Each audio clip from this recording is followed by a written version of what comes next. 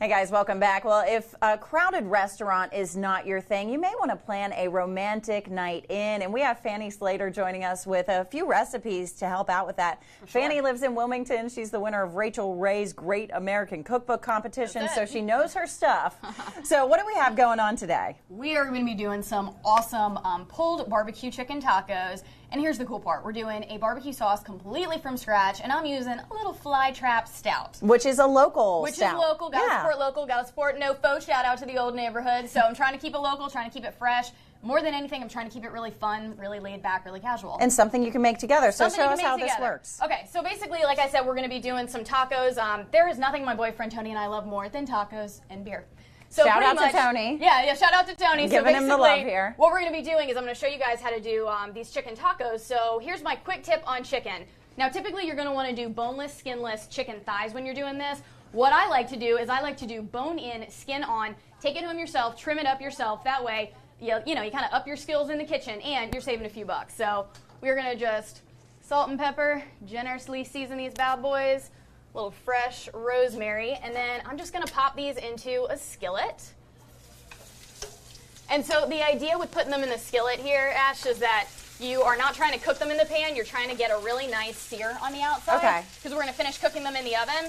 So basically, these are going to cook for about 2 minutes on the first side, 1 minute on the second side, and then I'm going to throw in these delicious poblanos and red onions. So we're spicing it up. A little, yeah. The poblanos aren't as sassy as a jalapeno. They've got a little more of a grassy flavor to them.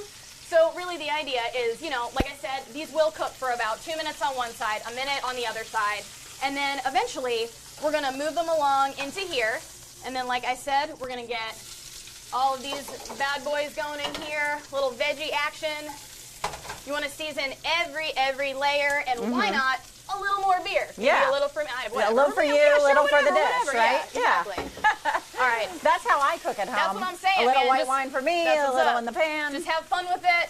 Have a good time. All right. So those go over there. Now, those are going to basically go in the oven for about 45 minutes or so, depending on the thickness of the chicken. Okay. And then you're going to toss it with the delicious fly trap style barbecue sauce. And, of course, that's after you've already shredded it all up. You've removed the bones. This is what it looked like. So I am going to just do a little bit of sauce in here. And I have to say that everybody's been walking in the kitchen today saying, what smells delicious? What smells so good? I know, and I'm like, dude, don't eat my food yet because I have to cook this first. Now, can this is probably like not kosher, but this is totally worth it. Oh, man, that is so good. Good, right? Excellent. You taste that stout? Oh, yeah, it's so good. Anyway, like I said, the idea is we're going to do a fun taco bar. It's interactive. And you can make it together. You make it together. You get to make your own toppings, and then you got to have dessert on Valentine's Day. So let's go back over to the stove real fast.